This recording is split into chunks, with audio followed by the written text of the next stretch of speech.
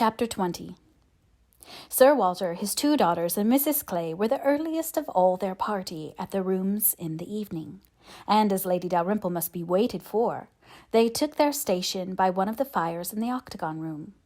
But hardly were they so settled when the door opened again and Captain Wentworth walked in alone.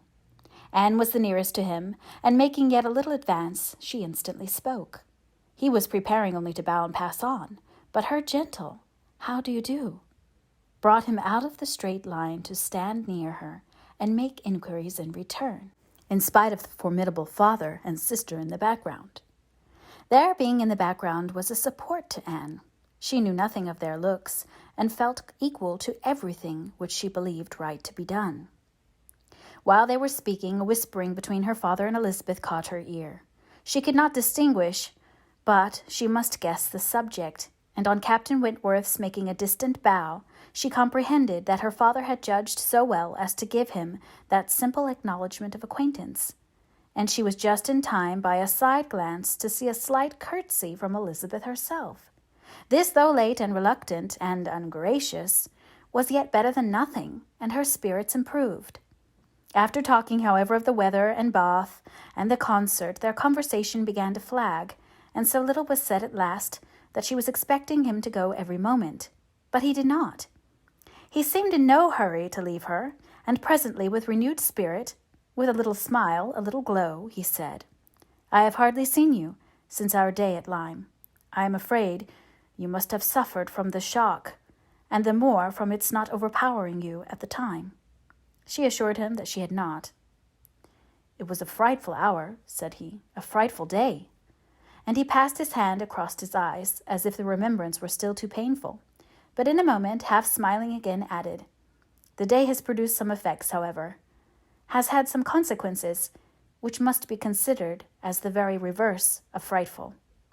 When you had the presence of mind to suggest that Benwick would be the properest person to fetch a surgeon, you could have little idea of his being eventually one of those most concerned in her recovery.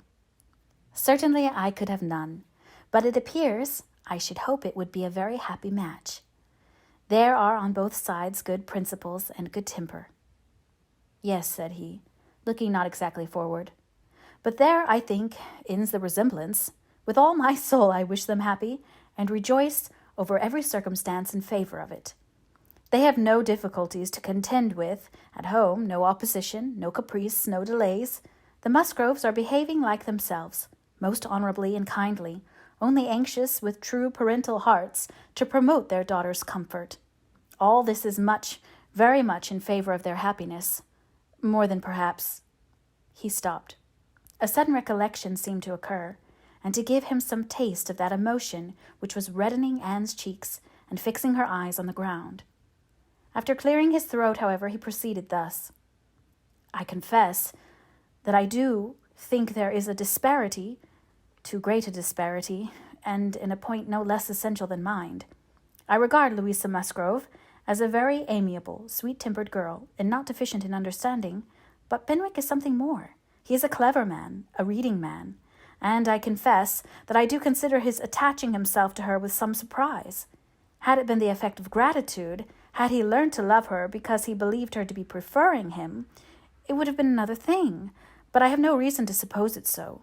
It seems, on the contrary, to have been a perfectly spontaneous, untaught feeling on his side, and this surprises me. A man like him, in his situation, with a heart pierced, wounded, almost broken, Fanny Harville was a very superior creature, and his attachment to her was indeed attachment. A man does not recover from such devotion of the heart to such a woman. He ought not. He does not." Either from the consciousness, however, that his friend had recovered, or from other consciousness, he went no farther.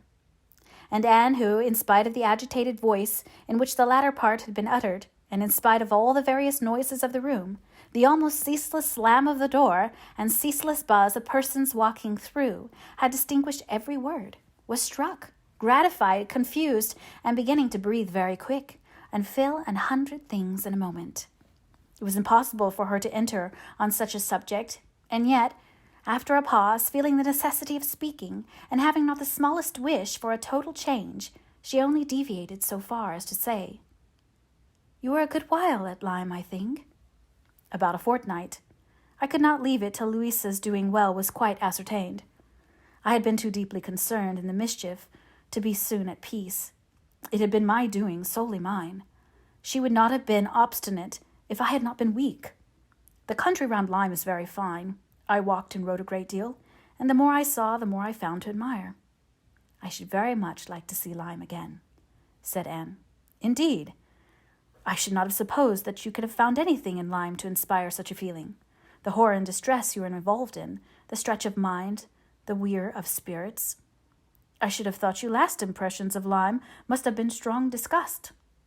The last hours were certainly very painful, replied Anne.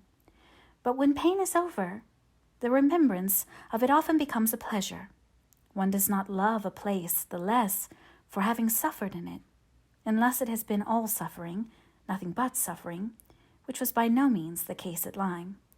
We were only in anxiety and distress during the last 2 hours, and previously there had been a great deal of enjoyment. So much novelty and beauty. I have traveled so little that every fresh place would be interesting to me. But there is real beauty at Lyme, and, in short, with a faint blush at some recollections. Altogether, my impressions of the place are very agreeable. As she ceased, the entrance door opened again, and the very party appeared to whom they were waiting. Lady Dalrymple, was the announcing voice, and with all the eagerness compatible with anxious elegance, Sir Walter and his 2 ladies stepped forward to meet her. Lady Dalrymple and Miss Carteret, escorted by Mr. Elliot and Colonel Wallis, who had happened to arrive nearly at the same instant, advanced into the room. The others joined them, and it was a group in which Anne found herself also necessarily included. She was divided from Captain Wentworth. Their interest, almost too interesting conversation, must be broken up for a time. But slight was the penance compared with the happiness which brought it on. She had learned, in the last 10 minutes, more of his feelings towards Louisa, more of all his feelings, than she dared to think of.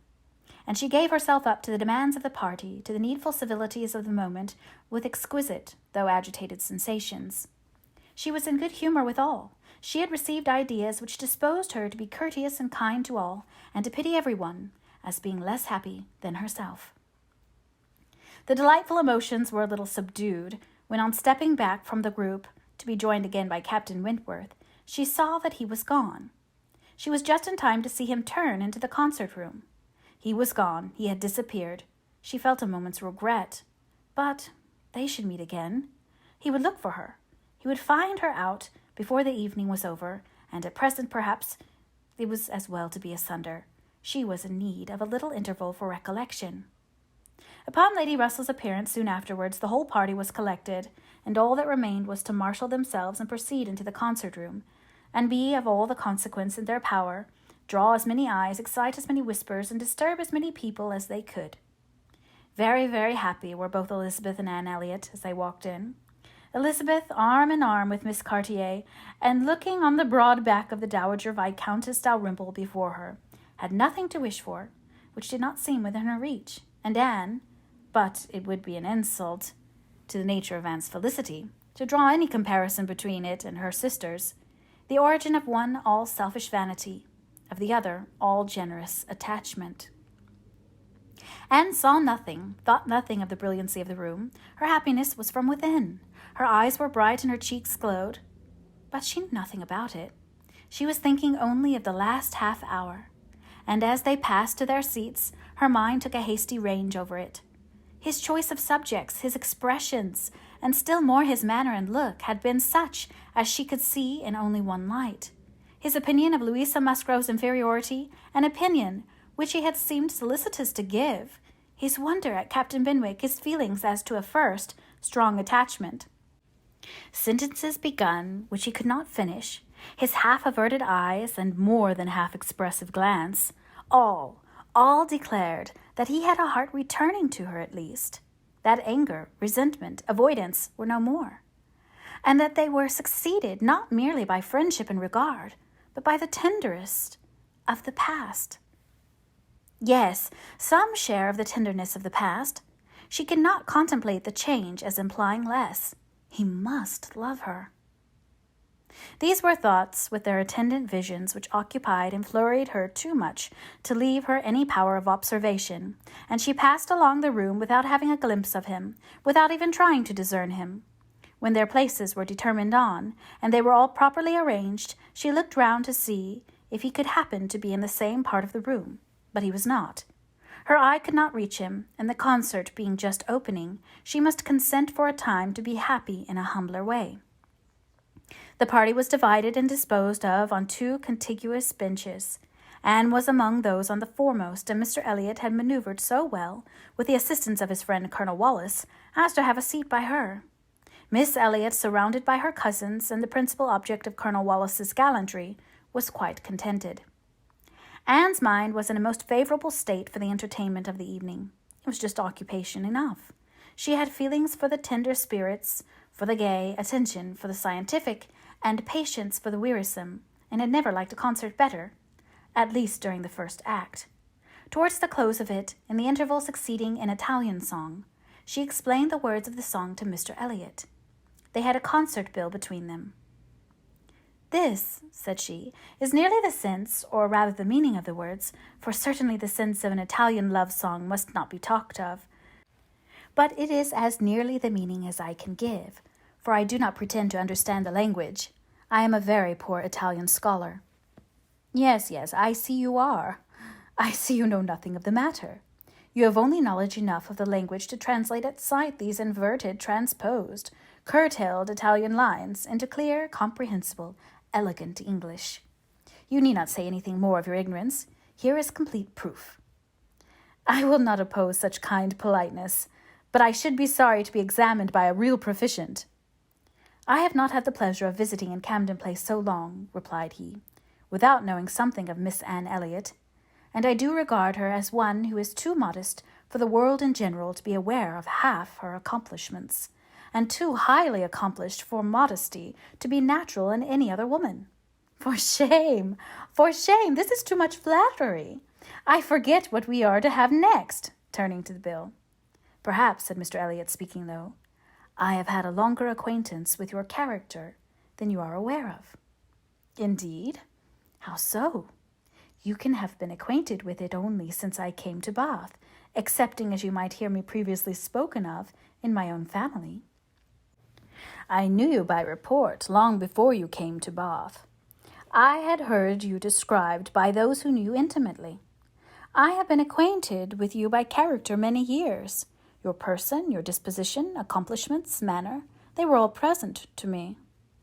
Mr. Elliot was not disappointed in the interest he hoped to raise. No one can withstand the charm of such a mystery. To have been described long ago to a recent acquaintance by nameless people is irresistible, and Anne was all curiosity. She wondered and questioned him eagerly, but in vain. He delighted in being asked, but he would not tell. No, some time or other perhaps, but not now. He would mention no names now, but such, he could assure her, had been the fact. He had many years ago received such a description of Miss Anne Elliot as had inspired him with the highest idea of her merit and excited the warmest curiosity to know her. Anne could think of no one so likely to have spoken with partiality of her many years ago as the Mr. Wentworth of Monkford, Captain Wentworth's brother. He might have been in Mr. Elliot's company, but she had no courage to ask the question. The name of Anne Elliot, said he, has long had an interesting sound to me. Very long has it possessed a charm over my fancy, and if I dared, I would breathe my wishes that the name might never change. Such she believed were his words, but scarcely had she received their sound than her attention was caught by other sounds immediately behind her, which rendered everything else trivial. Her father and Lady Dalrymple were speaking. A well-looking man, said Sir Walter, a very well-looking man. A very fine young man indeed, said Lady Dalrymple. More air than one often sees in Bath. Irish, I dare say. No, I just know his name. A bowing acquaintance. Wentworth, Captain Wentworth of the Navy. His sister married my tenant in Somersetshire, the Croft, who rents Kellynch. Before Sir Walter had reached this point, Anne's eyes had caught the right direction, and distinguished Captain Wentworth standing among a cluster of men at a little distance. As her eyes fell on him, His seemed to be withdrawn from her. It had that appearance. It seemed as if she had been one moment too late. And as long as she dared observe, he did not look again. But the performance was recommencing, and she was forced to seem to restore her attention to the orchestra and look straight forward. When she could give another glance, he had moved away. He could not have come nearer to her if he would. She was so surrounded and shut in. But she would rather have caught his eye. Mr. Elliott's speech, too, distressed her. She had no longer any inclination to talk to him. She wished him not so near her. The first act was over. Now she hoped for some beneficial change, and after a period of nothing saying amongst the party, some of them did decide on going in quest of tea. Anne was one of the few who did not choose to move. She remained in her seat, and so did Lady Russell. But she had the pleasure of getting rid of Mr. Elliot, and she did not mean, whatever she might feel on Lady Russell's account, to shrink from conversation with Captain Wentworth, if he gave her the opportunity. She was persuaded by Lady Russell's countenance that she had seen him. He did not come, however. Anne sometimes fancied she discerned him at a distance, but he never came. The anxious interval wore away unproductively. The others returned, the room filled again, benches were reclaimed and repossessed, and another hour of pleasure or of penance was to be sat out, another hour of music was to give delight or the gapes, as real or affected taste for it prevailed. To Anne it chiefly wore the prospect of an hour of agitation. She could not quit that room in peace without seeing Captain Wentworth once more, without the interchange of one friendly look. In resettling themselves, there were now many changes, the result of which was favorable for her. Colonel Wallis declined sitting down again, and Mr. Elliot was invited by Elizabeth and Miss Cartier, in a manner not to be refused, to sit between them, and by some other removals, and a little scheming of her own, Anne was enabled to place herself much nearer the end of the bench than she had been before, much more within reach of passer-by. She could not do so without comparing herself with Miss Larioles, the intimidable Miss Larioles. But still she did it, and not with much happier effect, though by what seemed prosperity in the shape of an early abdication in her next neighbours, she found herself in the very end of the bench before the concert closed. Such was her situation, with a vacant space at hand, when Captain Wentworth was again in sight. She saw him not far off. He saw her too. Yet he looked grave and seemed irresolute, and only by very slow degrees came at last near enough to speak to her. She felt that something must be the matter. The change was indubitable. The difference between his present air and what it had been in the octagon room was strikingly great. Why was it? She thought of her father, of Lady Russell. Could there have been any unpleasant glances? He began by speaking of the concert gravely, more like the Captain Wentworth of Uppercross, owned himself disappointed, had expected singing, and in short must confess that he should not be sorry when it was over. Anne replied, and spoke in defence of the performance so well, and yet in allowance for his feelings so pleasantly, that his countenance improved, and he replied again with almost a smile. They talked for a few minutes more. The improvement held. He even looked down towards the bench as if he saw a place on it well worth occupying, when at that moment a touch on her shoulder obliged Anne to turn round. It came from Mr. Elliot. He begged her pardon, but she must be applied to explain Italian again. Miss Cartier was very anxious to have a general idea of what was next to be sung. Anne could not refuse, but never had she sacrificed to politeness with a more suffering spirit. A few minutes, though as few as possible, were inevitably consumed, and when her own mistress again, when able to turn and look as she had done before, she found herself accosted by Captain Wentworth in a reserved yet hurried sort of farewell. He must wish her good night. He was going. He should get home as fast as he could. "Is not this song worth staying for?" said Anne, suddenly struck by an idea which made her yet more anxious to be encouraging. "No," he replied impressively, "there is nothing worth my staying for." And he was gone directly. Jealousy of Mr. Elliot. It was the only intelligible move. Captain Wentworth jealous of her affection? Could she have believed it a week ago, 3 hours ago? For a moment the gratification was exquisite, but alas, there were very different thoughts to succeed. How was such jealousy to be quieted? How was the truth to reach him? How, in all the peculiar disadvantages of their respective situations, would he ever learn of her real sentiments? It was misery to think of Mr. Elliot's attentions. Their evil was incalculable.